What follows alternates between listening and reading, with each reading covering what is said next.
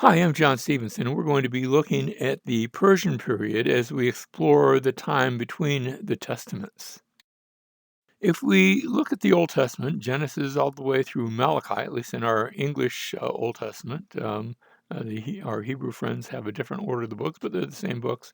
And then you turn the page to the New Testament, you find that a period of about 400 years have passed, and the world is a very different place.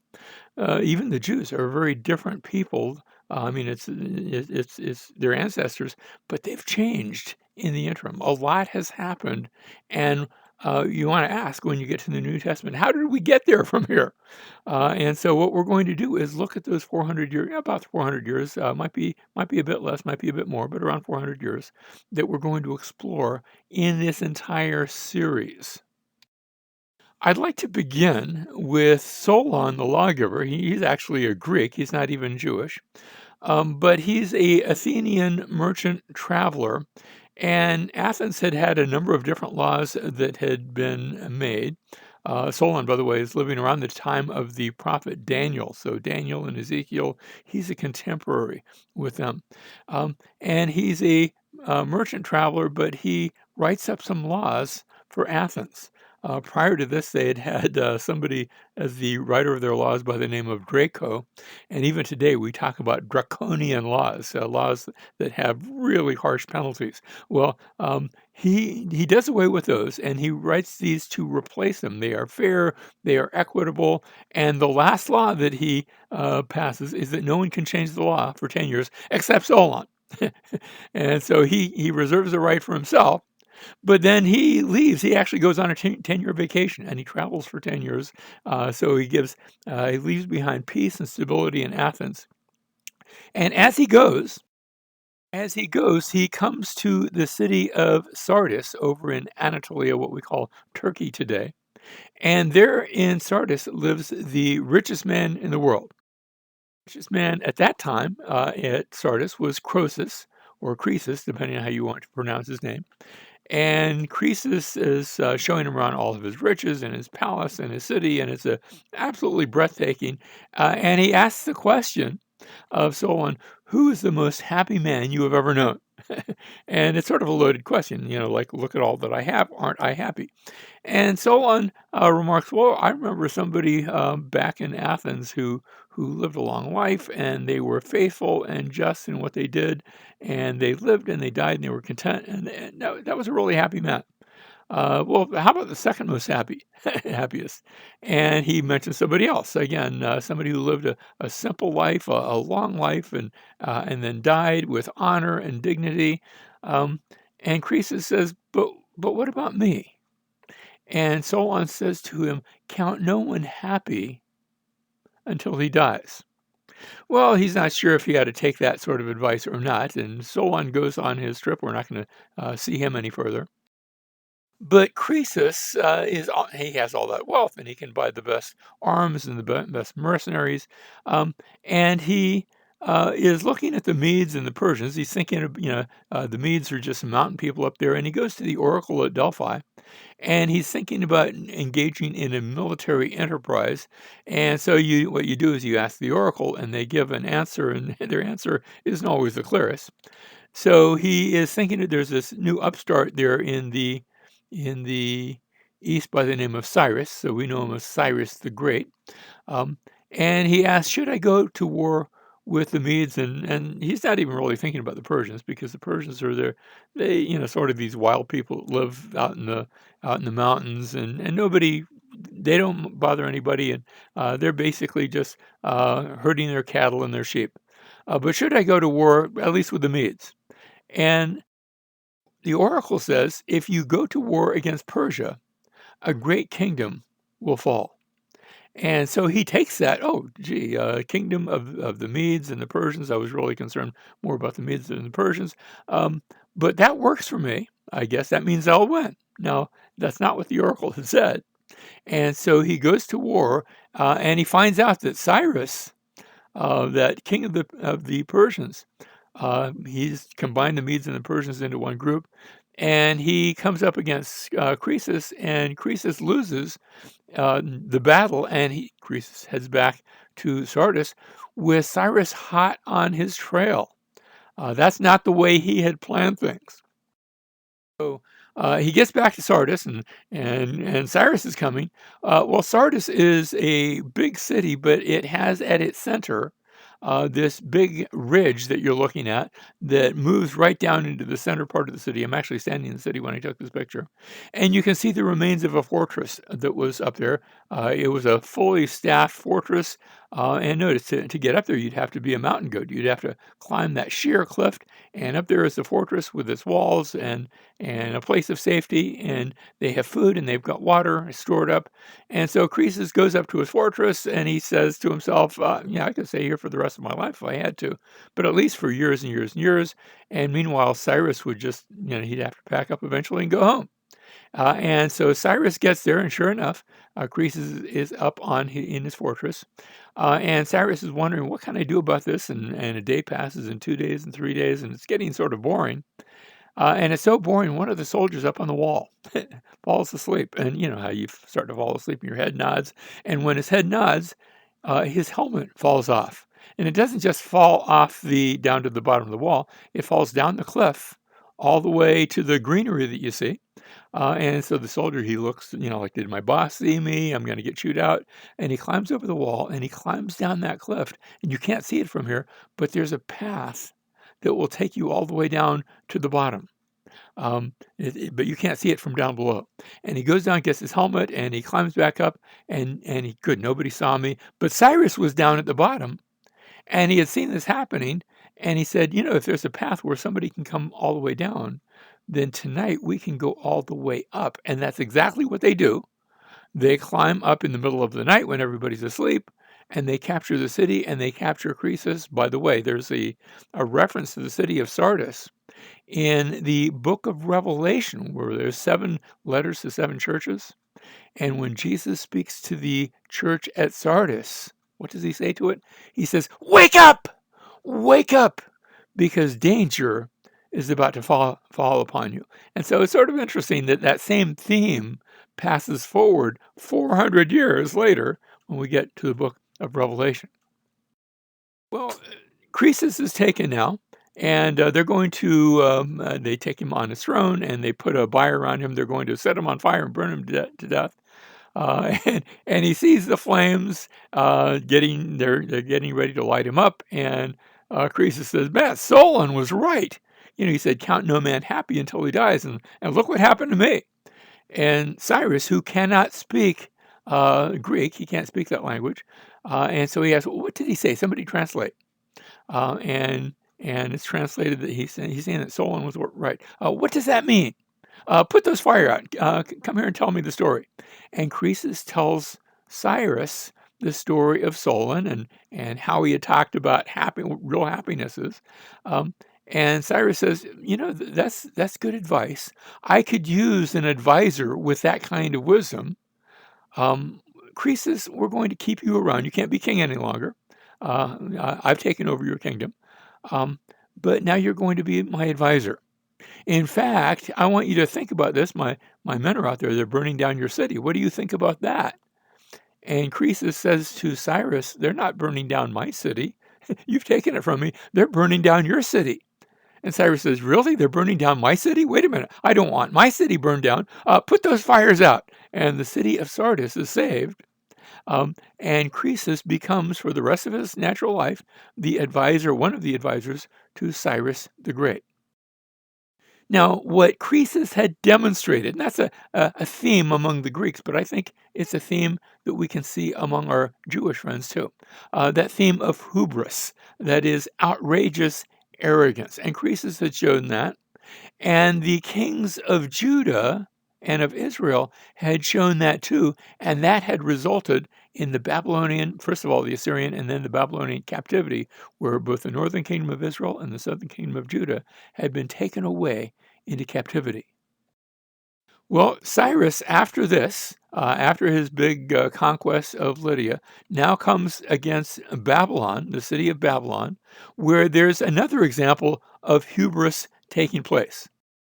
And this is the story of Belshazzar. Remember, he is He's one of the rulers. He's not the king. He's actually got a father who is the king, and he's been left in charge. His father's been away from the city, from the way of the city of Babylon, and Belshazzar is in charge. And he's throwing a big party, and they're using the various articles of worship from the temple on which to eat and display them. And look at what we did to those Jewish people, how we were able to conquer them. And a hand appears and writes something on the wall, and they see this like, what is going on? What's that all about? I mean, was it disembodied? We're not really sure exactly how it took place. But Daniel comes and he is able to interpret both the writing and its meaning. That's the significant part. I think they could figure out what it said, but what did it mean by what it said? And what it meant was that Babylon was about to fall, and Belshazzar himself was about to fall. He was about to be killed. Now, we read in the book of Daniel that that very night he fell and Babylon was taken over. Now, there's a much later story that's told a couple of hundred years later about how Cyrus the Great captured Babylon by diverting the waters of the Euphrates, and as they were lowered, just sort of marched up the riverbed into the city and captured it. Cyrus doesn't tell that story. He just says it matter-of-factly that he got to Babylon, and the people were so happy to see him, they opened the gates and let him in. I'm not sure which. Maybe those are both true. Maybe they opened the gates because he had already had the gates open. I don't know. But he doesn't tell that story. He doesn't mention that. So maybe that was true, maybe not. But 2 Chronicles chapter 36:22 actually ends with this note. Now in the first year of Cyrus, king of Persia, in order to fulfill the word of the Lord by the mouth of Jeremiah that had been spoken a bunch of years earlier, the Lord stirred up the spirit of Cyrus, king of Persia, so that he sent a proclamation throughout his kingdom. And that proclamation said that the Jews could go home to their homeland back in the land of Judah. Now, we have discovered back in 1879 by Rassam what's called the Cyrus cylinder. It's about the size of a football. Looks old if you narrowed down the ends, I guess it would even be shaped a little bit like a football. And it was discovered, and it had in cuneiform writing in cylindrical form. And it gave that same decree, although it wasn't just directed at the Jews, it was directed at all the peoples over whom Persia now was the ruler. All these conquered peoples that in previous ages had been dispossessed and removed from their homelands by people like the Assyrians and the Babylonians. Cyrus is now saying, I'm not a conqueror, I'm the deliverer. You can all go home, pay your taxes to me, be happy, and you can all be part of my Persian coalition. Now, part of the reason he's doing that is because he almost has to. You see, there weren't all that many Persians. Even though the Persian Empire is going to be really big, it's not staffed by a lot of Persians. And so a happy people will be a properly tax-paying people. That's his theory, at least. And so he gives permission to the Jews to go home. Now, getting permission to go home and actually going home is two different things, because the Jewish people by now had been living outside of the land for an entire generation. It had been many years since they had been home, and after all, what was back home but ruins? But sure enough, there are going to be some led by a descendant of King David. He's the grandson of the last one of the last ruling kings of Judah, and his name is Zerubbabel. And so Zerubbabel, even he's not going to be a king, but he is given authority to lead the Jews back. And some of them, a few of them, do go back. Now most Jews do not. Most Jews are going to stay in Mesopotamia and in Babylon, and we're going to see some in Persia, and that's where their homes are. So they're staying there. But some are going to go back, and they go back, and Jerusalem is it's ruins. And so they go back and they begin to rebuild their temple. It's not long before they run into some opposition. One of the local rulers that's in the area, a local governor working for Persia, but he's not Persian, comes and says, "What are you doing?" "Oh, we're rebuilding our temple." "Oh, temples, I love temples. Here, let me bring some of my gods and we'll come." "Oh, no, we can't have we can't have you or pagan gods. You can't be a part of this. This is for Jews only. What's this? You mean you're not going to let me be part of it? Then we'll put a stop to that. And so the temple begins to be rebuilt, but then comes under opposition, and the work is halted. We had Cyrus the Great. Cyrus the Great had given permission to rebuild, both to the Jews and to all the other people groups. Anybody that wanted to go back home and rebuild their temple, they could do that. Um, but then, and of course, it took them a few years to get started, to get the people together, to get the funds together, to begin going back. And by the time this takes place, Cyrus had died, and now his son Cambyses is on the throne. Now, I'm not sure if Cambyses even knew that the construction of the Jewish temple was halted. He's got bigger things on his plate to worry about. But the construction is halted in his day, and the reconstruction of the temple stops. And it stays stopped for a year and 2 years and 5 years and 10, and a number of years past, where it's just sitting there. And then at the end of that time, two prophets, Haggai and Zechariah, and they're mentioned both in the book of Ezra, but they're also mentioned in the books that they write. One writes the book of Haggai, one prophet writes the book of Zechariah, and they prophesy and they urge the construction of the temple to begin again. And they don't have permission from the Persian governor, they don't have permission from the Persian emperor, but the people obey and they begin the work of rebuilding the temple. And what happens is, as soon as they do, the local governor says, wait, they are rebuilding the temple. I told them not to do that. That's rebellion. And he writes a charge that goes all the way back to the emperor, to the emperor of all of Persia. The people here are in rebellion. And there were some other people that were in rebellion too, so they're not the only ones. But that charge is made. Now, by this time, Cambyses, we're going to come back and look at him. Cambyses has died. He actually had gone down to Egypt to fight against Egypt, and he'd won there. But then some news came to him, and he was hurrying back to get back to the Persian Empire, and he dies. In his place is Darius the Great. Now, Darius isn't the son of Cambyses. He's actually a distant relative. Cambyses had died with no children. And so Darius, he's been on the throne for a while now. But he gets word that the Jewish people are in rebellion, and he says, I want an immediate investigation made. And in the investigation, it turns out that he finds the Cyrus cylinder and other writings like that had given the permission for the Jews to rebuild their temple. And he says, oh, you mean my distant cousin Cyrus, who was the emperor previously, had given them permission? In that case, they can have permission and they can rebuild their temple. Indeed, he says, as Ezra chapter 6, verse 8, the full cost is to be paid these people from the royal treasury out of the taxes of the provinces beyond the river, that's where Persia is, and that without delay. So not only can they rebuild their temple, but we're going to pay for it out of their tax dollars. They're going to get a tax break for this construction. And so we read Ezra chapter 6, verse 14, and the elders of the Jews were successful in building through the prophesying of Haggai the prophet and Zechariah the son of Iddo, and they finished building according to the command of God, the God of Israel, and the decree of, notice, this is a summary statement, so you have Cyrus, Darius, and Artaxerxes, king of Persia.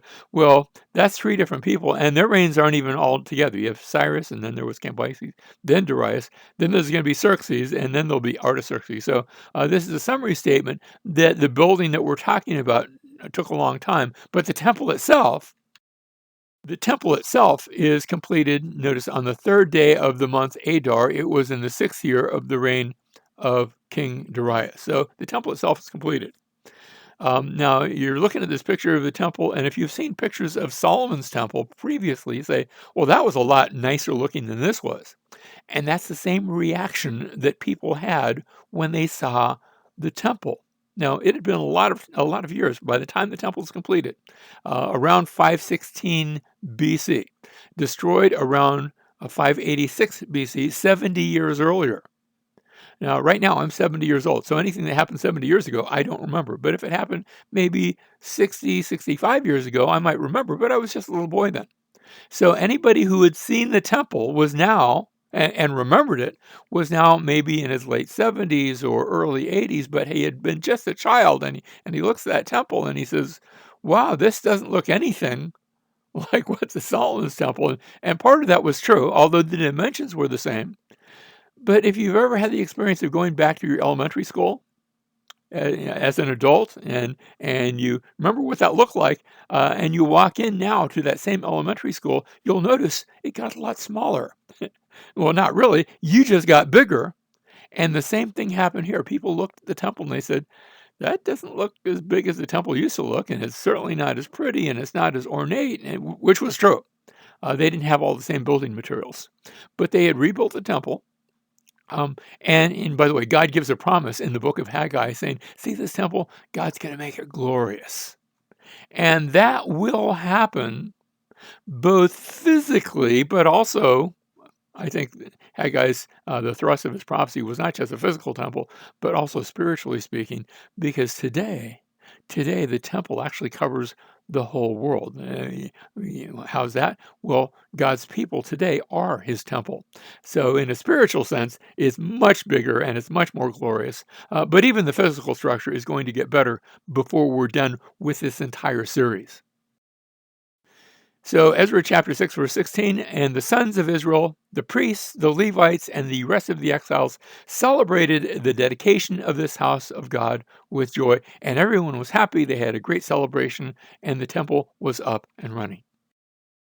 Now, this brings us to a closing question, and then we'll continue this in our next lecture. But what happened to the Ark of the Covenant? That had been sort of the central point where if you had been allowed, and only the priests were allowed to go into the temple, and in the innermost room of that temple was the Holy of Holies, the really holy place, and only the high priest had been allowed to go in there. And inside that Holy of Holies had been the Ark of the Covenant, but it doesn't come back. It's not there. When they rebuild the temple, it's not there. Most folk think it was probably destroyed by Nebuchadnezzar when the temple was destroyed, the temple was burned, that this was lost. Either it was captured and taken back to Babylon and disappeared there, or else that it was maybe even destroyed when the temple itself was destroyed. That's possible. There is a legend. In fact, if you go down to Ethiopia, you go to Egypt and then you follow the Nile River upstream and then take a strong left turn once you get out of Egypt, you'll find yourself in modern-day Ethiopia. And there's a place there where there's some Christians there, and they say, we have the original Ark of the Covenant. You say, really? I'd like to see that. Well, nobody's allowed to see it. And when I say nobody, I mean nobody. Just they have a person that they call the high priest, and he sees it, and nobody else. So if it was carried both to Egypt and then made its way down to Ethiopia, we can't give any evidence for it. I think there might be a different explanation for what they have down in Egypt. We're going to see in a future class that some Jews went down to southern Egypt and built their own temple there. Now, that's not Jews weren't supposed to be building temples in other places. I mean, there was one temple, but there's some Jews that are going to do that it's going to be around 400 BC, a little bit earlier than that, but not much. And if they had their own temple, I wonder if they also built their own Ark of the Covenant. And now, I don't know that that's the case, but if so, that might explain why one showed up, or if it even did, down in modern-day Ethiopia. There's another tradition, and this one is in one of the books of the Apocrypha. 2nd Maccabees, chapter 2, tells a story about how Jeremiah took the Ark of the Covenant, and he took it across the Jordan River to the modern day country of Jordan, somewhere around the place where Moses died and was buried, and he hid it there. Now, if so, he never brought it back, and the place was forgotten, and nobody knows where it is. But again, that's a story, and people have come up with all sorts of theories and legends, and sometimes you'll hear social media say somebody said they found it, but nobody has. The last time you see the Ark of the Covenant in the Bible is in the book of Revelation, when John, the writer of the book of Revelation, has a vision of heaven itself, and the Ark of the Covenant is there. So did God take it to heaven, or is in heaven what John was seeing? Is that a vision of what's really there, and the earthly Ark of the Covenant was just a model, like a scale model of the heavenly reality? I don't know. But the Ark of the Covenant, remember, represented the presence of God, that space between the cherubim. And you can't see God, you can't see anything in that space, but that represented his throne. And we have one who has ascended into heaven, gone into not to an earthly holy of holies, but into heaven itself with his own blood to make satisfaction for us. And he did so, that's I'm speaking of Jesus, who sits today at the right hand of the Father on high.